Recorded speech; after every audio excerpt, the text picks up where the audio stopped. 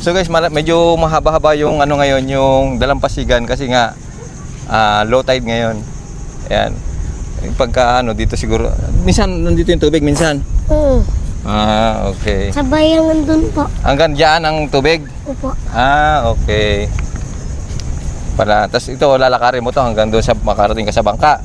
Opo. Okay. Ito pala sila, ma'am.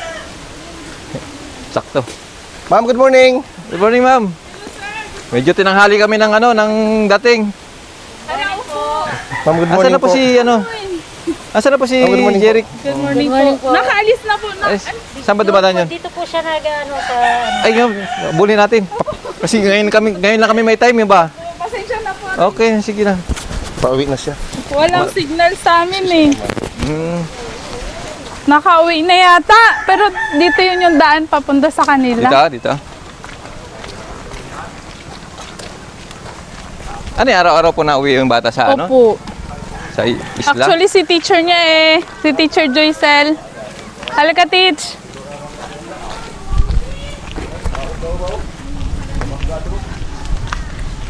Jeric!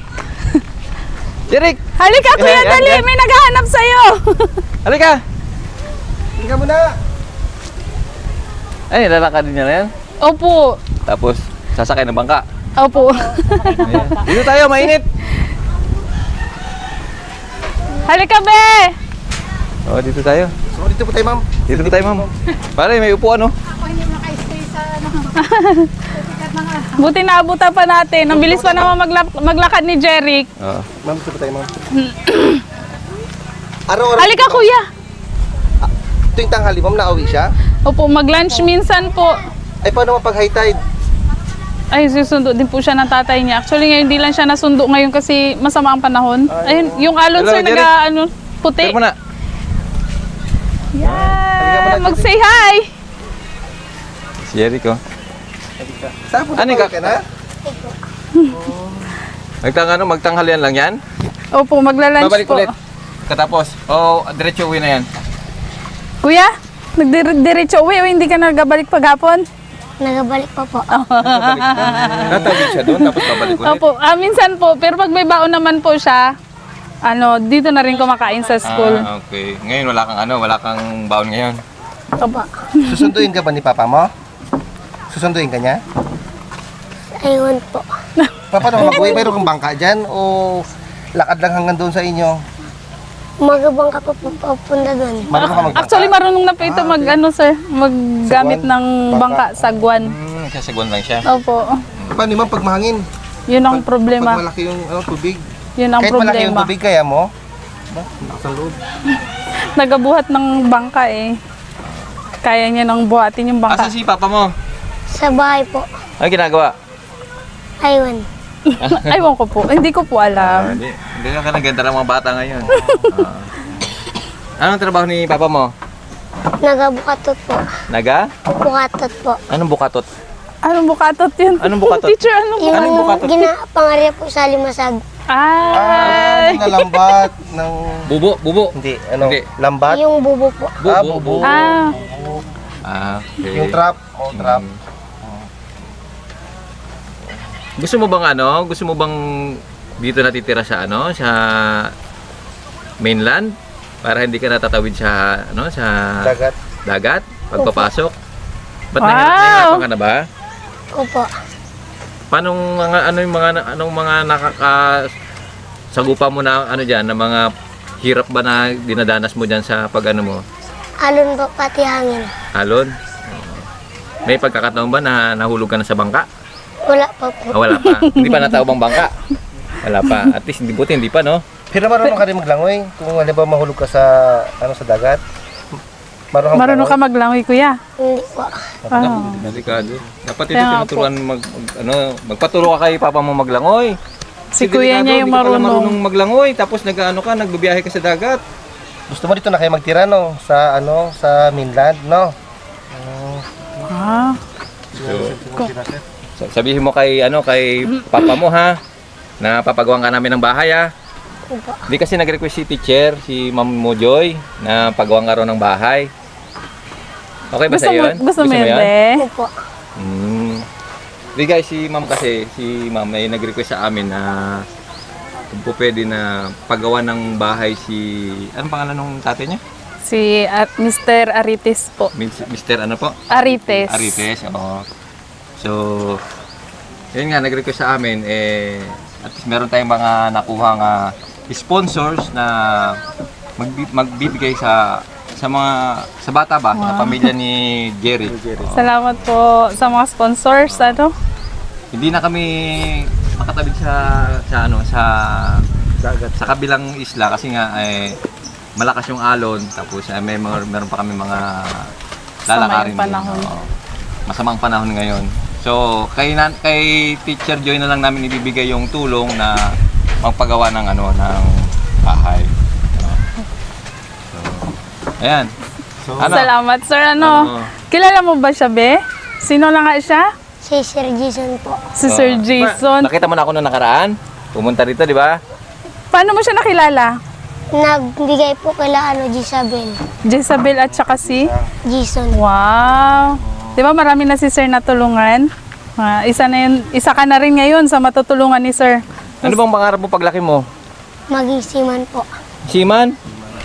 Seaman pa rin? Di ba? Ay mo dagat ka, nasa dagat ka na. Seaman pa rin ang gusto mo? Ba't seaman ang gusto mo? Kasi po para makatulong ako sa mga magulang ko. Wow. Tama. Ayos. Maganda yan. Maganda yung maganda yung pangarap mo, no? Kasi maraming seaman na yumayaman ngayon. Ba? Ilan ba kayo magkakapatid? Ano po, 4. Pangilan ka? Pangatlo. Pangatlo po. Yung sinusundan mo, lalaki babae? Lalaki po, namatay. Namatay. So ikaw na yung panganay ngayon? Hindi. Hindi po. May panganay po sila na high school. Doon pa sir sa Isaob naglalakad din. Bali yun na nga sabi ng tatay, pag may sakit po sa kanila, ang hirap itawid yung tumitirik na yung mata, ibabangka pa nila papunta dito. Na ikwento din ng tatay niya sa akin nakaraan. Ilan taon Na ang ka hirap si ng Jerry? sitwasyon. Ilang taon ka na po kuya? 9 po. Anong grade mo na? 4. 4 po. Sa akin yung anak ko grade 10. 10 years old. Kasi laki ni ma'am. Wow! Sagana sa sa biyaya. Kasi naano ko talaga sa mga bata ba, yung gusto ko talagang yung mga nag-aral na mga bata ba na yung nag-aral na mabuti, no? Opo. Natatas yung puso ko pag ganun yung talagang nagpupursige sila na mag-aral. Kasi ako ganun din ako nung elementary days ko Masipag magpasok. Ito kahit malayo sir, araw-araw din naman pong pumapasok si Jerry. Yun nga lang, nalilate po siya talaga na nahuli sila sa klase dahil nga malayo sa kanila, magbabangka pa. At hindi sila nakakapasok pag masama panahon. Ngayon, nandito na sila bago pa sumama yung panahon, kaya nandito siya. Bigyan natin yung yung pera na pampagawa ng bahay nila. So, maraming salamat kay Ma'am Nanet at saka sa Good Heart, Team Good Heart yan. Team Good Heart. Bibigyan natin ito. Maraming salamat po. Hindi ko nabibilangin, medyo malaki-laki po ito, no? Pero sapat na to na makapagpagawa ng bahay na hindi naman kagandahan pero sapat na tatawagin mong tahanan. Actually sir, nandito po yung aking mga kasamahang guro. Ay, na nandito yung kanyang advisor na katuwang ko po para maipaabot po namin sa kanila yung tulong na ibibigay niyo po. Bibigay ko kay teacher na lang ha para ipaabot kay papa mo ha. Yan. Sir, maraming salamat po. Muli, yung Cornelio A. Gonzaga Memorial Elementary School po ay nagpapasalamat sa pamamagitan po ni Sir Jason Tesorero and Sir Hoya po na paulit-ulit po kaming pinupuntahan dito para matulungan po ang aming mga estudyante. Sa lahat po ng mga tumutulong po at mga sponsors po na nagsusupport kay Sir. Maraming salamat po at malaking tulong po ito sa pamilya nila Arites po. Jerry ka, sabihin mo si papa mo may good news ka pag uwi mo mamaya ha. Pa, may good news ako. Ha? Magpapagawaan tayo ni Sir Jason ng bahay doon sa mainland ha. Sabihin mo ha. Masaya ka ba? Ano sabihin mo kay Sir? Baka may gusto kang sabihin kay Sir. Salamat po. Parang naiiyak pa siya, sir. Ayan ha, bahay dito. Pagawa ka ng bahay ni papa mo ha. May papagawa na kayo ng bahay, babe, para hindi ka na tumawid at magsagwan-sagwan. Yan Salamat, si ma'am, sir, may ha? mga concern sa kanyang mga estudyante. Bagamat di namin kayang hindi sapat ang salita para pasalamatan ka ulit, sir, sa mga efforts at sacrifices nyo po para lang makarating po dito sa ang layo ng school namin. Pero nandito po kayo, hindi lang isang beses po kayong bumalik-balik, Babalikan Maraming namin salamat si po. babalikan namin kayo ha. Pag napagawa na yung bahay, pag gagawin ng bahay, babalikan namin kayo ha para makabili kayo ng materials ni Papa mo ha. Babalikan namin kayo kapag nagawa na or may time kami na, di ba, habang ginagawa yung bahay, para makatulong naman kami. Makatulong. Pasyal kami. Magtulong kami magawa din ng bahay ninyo, ha? Ano sasabihin mo ulit, be, kay sir? Maraming salamat po. Mag-aral na Mayayain ka ba? Ha? Mayayain ka? Salamat po sa Thank you. sa mga nag-sponsor para sa bahay nila. Jeric, di ba Jeric, di ba?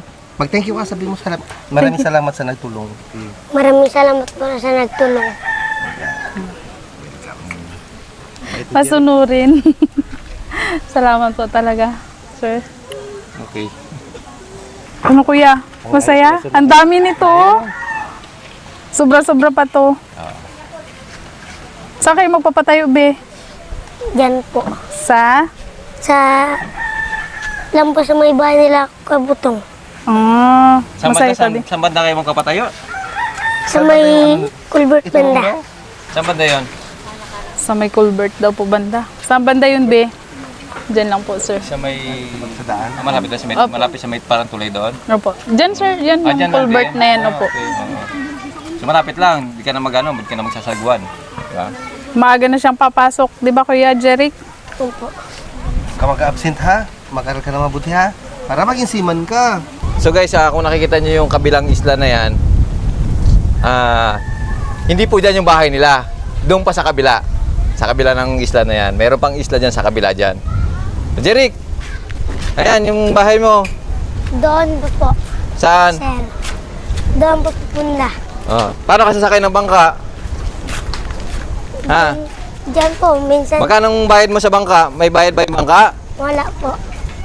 Ano lang, libre lang yun, nakikiangkas ka lang. Hindi, sa amin po yung bangka. Sa inyo yung bangka?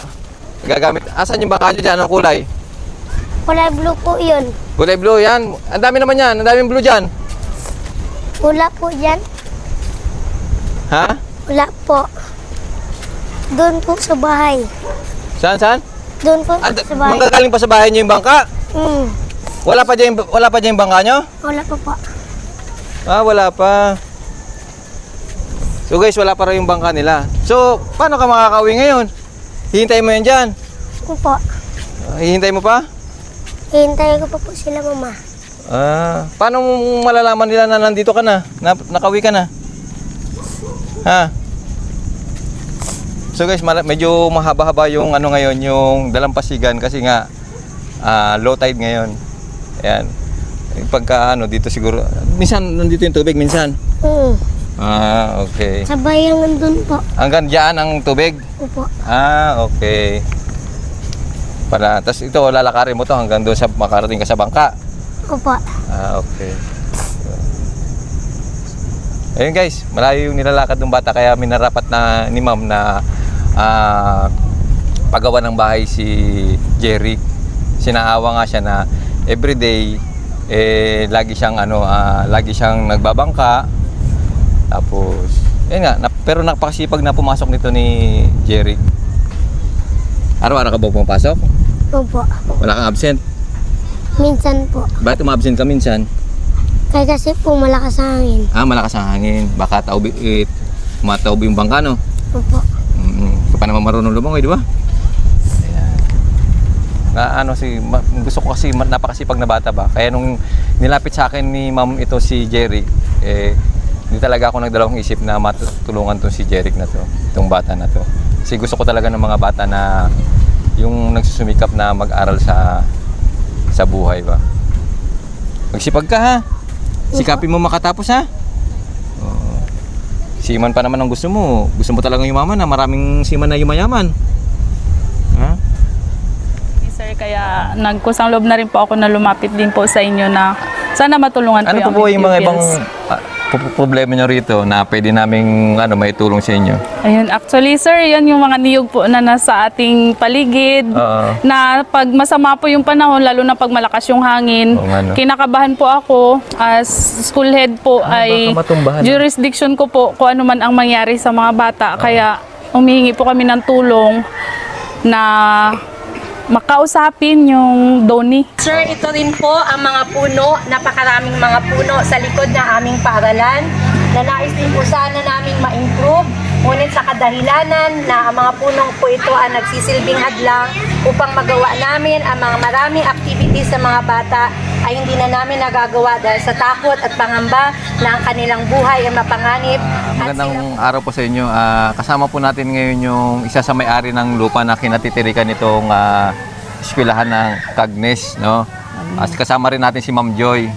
At least natin natsambahan natin si Nanay Filomena, yun, na isa sa may-ari nga nitong lupa na to.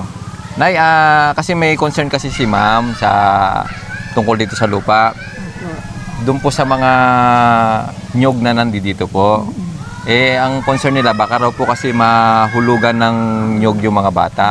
So, ang concern nila is baka pwede raw paputol yung mga nyog. Ano pong niyo po ron? Ano pong masasabi po doon? Magpayag man ako. Siyempre, aywan ko yung iba kong kapatid doon sa Puerto. Pati si Dian. So, payag po kayo? Ako lang talaga ang magpayag. Aywan ko lang iba. Okay po. Hindi ako magpayag. So, Nay, Pero sa sinabihan ko na sila na delikado yan kung hindi Opo, putulin. tama. Kaya mga bata. may mga apo rin po kayo nag-aaral dito? Mayroon. Oh, baka isa sa mga apo nyo, huwag naman sana mangyari, di ba? Mabagsakan ba ng nyog ba? Siya, tatas talaga. Oo. So, Nay, bali kayo na lang po ang maging, kumbaga, tulay na makausap niyo yung mga kapatid niyo po yung ibang may-ari. Opo. O kapatid niyo na baka po pwedeng ipaalam niyo po sa kanila na baka po pwedeng ipaputol yung puno. Ganito na lang, Nay, kung kung sakaling hindi pumayag, baka gusto nila na may compensation na maibigay sa kanila, willing naman po kaming magbigay sa kanila ng kung magkano po yung nila, yung Kasi gusto nila. yung ikausap nila yun, yung kapitan, di ba, doon ma'am, gusto lang nila ipakuha yung mga niyog, hindi man yan tama o kung kunin niyog, kaya delikado na talaga, sabi. Opo. Kasi katulad ngayon, may bagyo, baka biglang matumba yung mga nyog natin, di ba? Oo. Kasi sobrang tanda na rin ng mga nyog, makikita nyo na matanda na kasi sobrang taas na rin naman. Ako. Baka po pwede po na natin, ang tawag doon, pakiusapan, kumbaga, babayaran na lang natin yung puno, di ba? Masabihan ko Salamat, lang. sir. Oo. Sabihan ko lang. Din po, magbibigay din po ng part yung school. Oo. Maraming salamat talaga kay sir. Nay, no? Tulungan. Ito hindi naman para sa amin, hindi rin para kay teacher, para po ito sa mga bata. Ano po? Mabait naman si nanay, nakikita ko naman kay nanay. Kasi sila ngayon nag-donate, di ba? Opo. Ibig sabihin, talagang mabait sila, di Yung ba? papa ko, nandun. Oo. Yan, Yung pangalan ate dyan, lang ba, Nay? Yung ate niyo po ba yun? Ako ang ate, Yung Ay, si ate nakausap ko nakaraan, ninene. Opo. Yan. yun po, papayag ko ba yun? Aywan ka sabi niya na, yan yun lang, ipakuha lang daw ang mga Bunga lang? bunga. Sabi ko, delikado Napagod na kami magpaano. Kasi malaki na rin yung nagagastos nila, ma'am, sa pagpapakuha ng nyug ba? Sabihan ko na lang ipaputol. Opo, sige po. Maraming salamat po, Sige. Nanay Filomena, no? Oo. Sige. Mabait si nanay. Sabihan ko lang yung Sige po, apo. iistiya lang. Ano, ang talaga. susundo po kayo ng mga anak niyo? Ay, ng apo niyo, apo? Mga apo ko rin. Okay po. Oo. Sana yun, may Sige po. Nay, maraming salamat, no? Sige. Nay, maraming salamat po. Sige. Opo. Captain Tesorero po. Opo. Diyan po sa may Nara po. Yung sa Okay. checkpoint. Umambo na. Sige na. So guys, napakabait ni nanay. Kung nga patapusin do ang video nga dya, matamang salamat kanindong tanan. Bilang suporta ka naman, patigayon ka mag-subscribe sa mong YouTube channel, Jason Tesorero. Pati gayon pinduton ang notification bell para lagi kamong updated sa among mga bagong upload. Matamang salamat. Upgrade!